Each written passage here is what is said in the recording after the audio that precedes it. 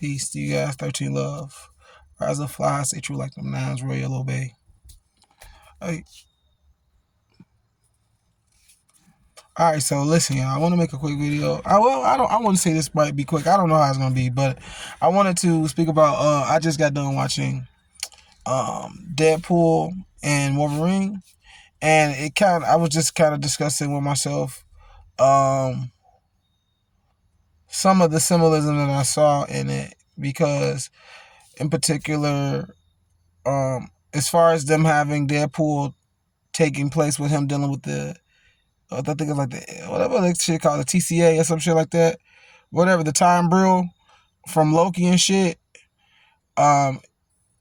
It better explains something that we call the abyss. So, spoiler alert if you haven't seen it. I ain't gonna say too much though, but basically, yeah, I kind of got it even already. If you've seen Loki, you know about the time brill.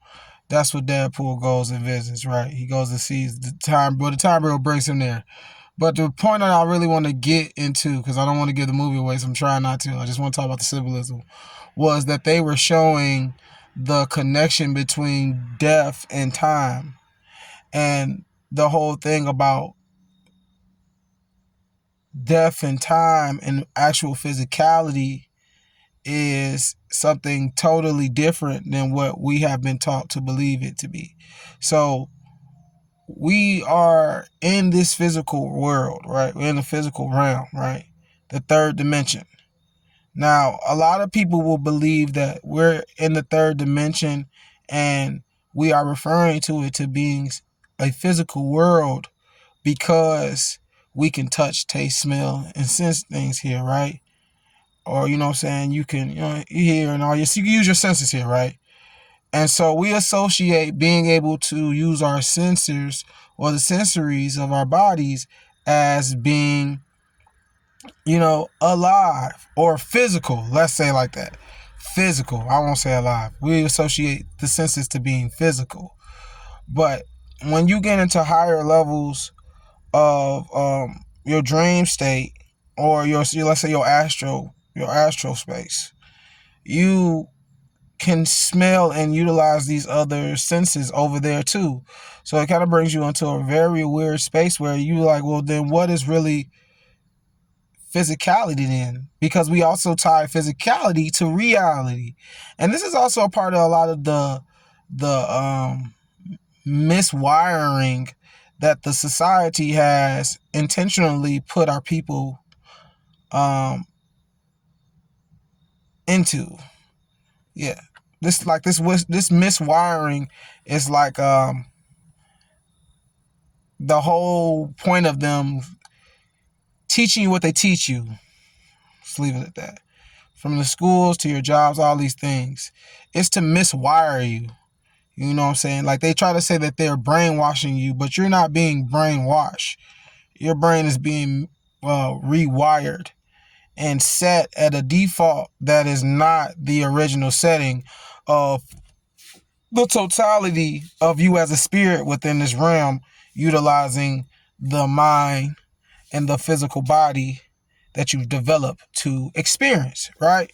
And so in Deadpool, like I said, they're trying to showing you that. So in reality, or for me and people like me, you know what I'm saying, us as spirits, we don't look at physicality based off of the senses, because we know that the mind is powerful enough to create these senses, and that's kind of what's taking place. But that's another story. We're not gonna go that deep. We're just gonna keep it right here. Like that physicality is not defined for spirits based off of your senses and what you can sense.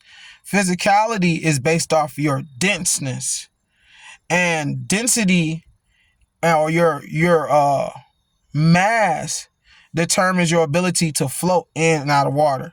If you are too dense and you're not buoyant enough, you have too much mass that's not buoyant within the space of water, which this atmosphere is another form of water, which you already know that. You have the three physical states of matter, and then going into the fourth state, that's when you're starting to get into the plasma state. But the plasma state is the state right before your astral state.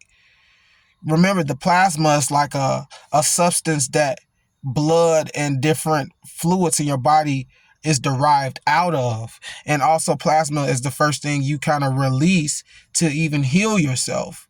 You know what I'm saying? And it's just think about it. So enough about that. Back to this. So you have three physical states of water in the third dimension: solid, liquid, and gas, right? These three states are physicality. And it's physicality because, like I said, the heaviness and the denseness of the reality that we're in. As spirits from a higher plane, we see the third dimension as the lowest realm we can go in before we completely lose sanity. And we become so egotistical that we lose our identity. And at that point, you begin to fall and fall and fall all the way to this third dimension where you got a chance to kind of, experience life before it starts to get really survival instinct type things. Because as you go into the second and the first, that's like the lowest where you could go. Those beings are very egotistical, and they're kind of one track minded. They're very instinctual in this egotistic side of themselves. And these are your real, like, animals, like, because we're in the animal kingdom. Like, the whole physicality is animal. It's chaos. And as you move up from your 0 point here, well, just because now I'm not talking about your individual 0 point. But your individual 0 points like this too, but you probably didn't start this low in frequency and vibration, or this dense, you feel me? So when you move from your 0 point and go up, this is like your hell realms that they talk about. But that 0 point beneath that is where, like I say, you lose your identity and you basically get recycled by the universe and, kind of be reutilized for things to be made in the cosmos. So that's why we talk about the third dimension being physicality. Not because of the senses, but because it is the furthest we will go right before you get to the thing that we call the abyss, which is why I wanted to mention Deadpool and Wolverine. They show you the abyss in that movie, or a version of how it could be like close to the abyss, where the place they were at, they were right before the abyss. The abyss, if you want to say the abyss, or what would be the 0 point in that movie, it would be the thing that's eating everybody that's in, I think they call that the abyss too. It's called the abyss, or it's called the void. It's called the void in there. You know what I'm saying? But they're trying to tell you in that movie that death and time is one and the same, because both of them are experiences that can take place, but it's not something that could end your actual existence. And the way you actually have your existence ended as an individual spirit is that you get your individuality taken away from you because you didn't use it properly. You overused it. And so now you need to go back and be replenished and come back out as something else. The same way the body's here, the spirit leaves, so it has opportunity to go, or has to deal with whatever it's aligned and tangled with. But the body goes back into the ground and becomes compost. And, really, if you're a really healthy body, you probably, as a matter of fact, I believe they even speak about places like that. Like, they have places where they'll bury like a monk or something like that. And where they bury the monk at, it might be grass, but right where they bury the monk at, it's flowers on his whole thing. But that's just dealing with how I'm talking about, like, energy being reutilized and to bring something new back into this realm. Well, that's how it happened here, but in higher realms, it happens a little different. It's the same technique, different outcome. Yeah. So death itself is something that's dealing with, like I said, it's dealing with the concept of physicality. Death is only something that is seen within physicality. Within most realms, we're not as dense, so it is nothing for you to reconstruct yourself. Versus being here, you're in like a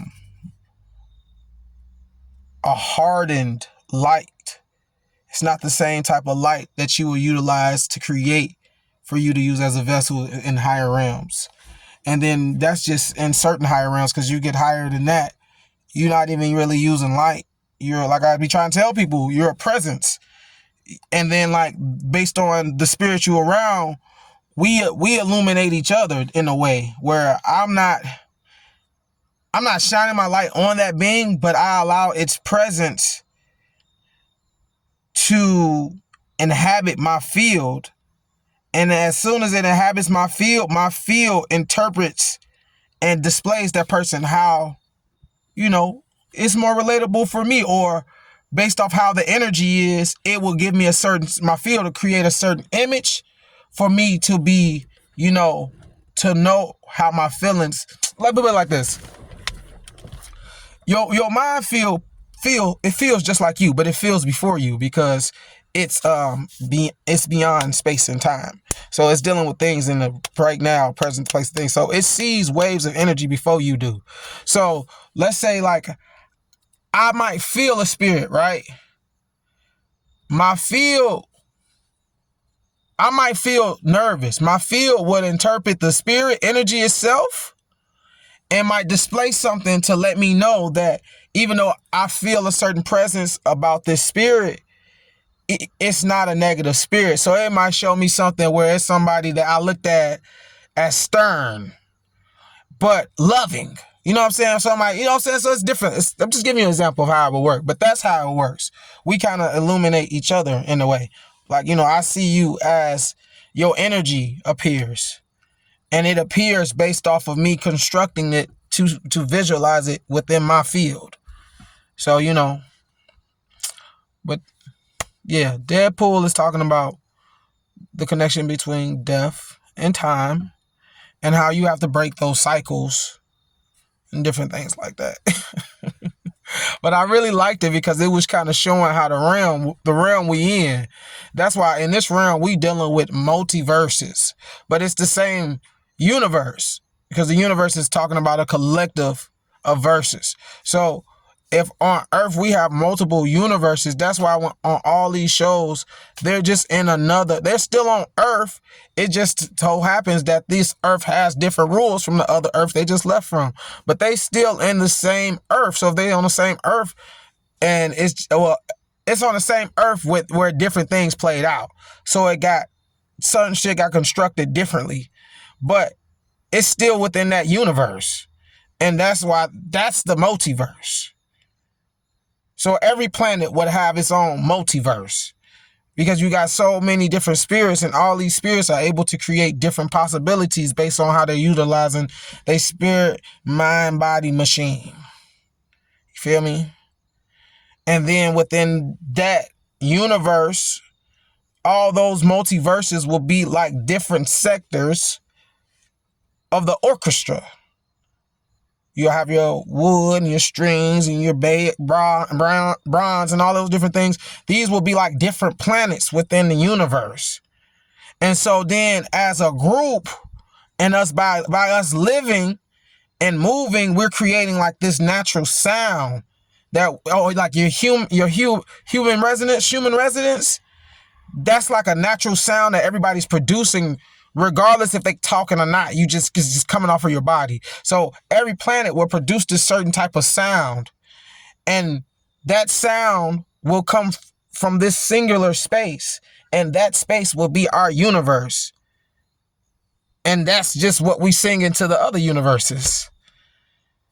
But that's all about being able to determine or know who we are. You know what I'm saying? We're using songs and sounds as landmarks of familiarity. So, when you're in the darkness, you ain't really in the darkness no more. You kind of use certain presences to kind of light your way to where you want to go. They're not saying you ain't have a light before then, but that's a whole nother story though. So really, that's it, y'all. Hope y'all like the video. 13 love, bro.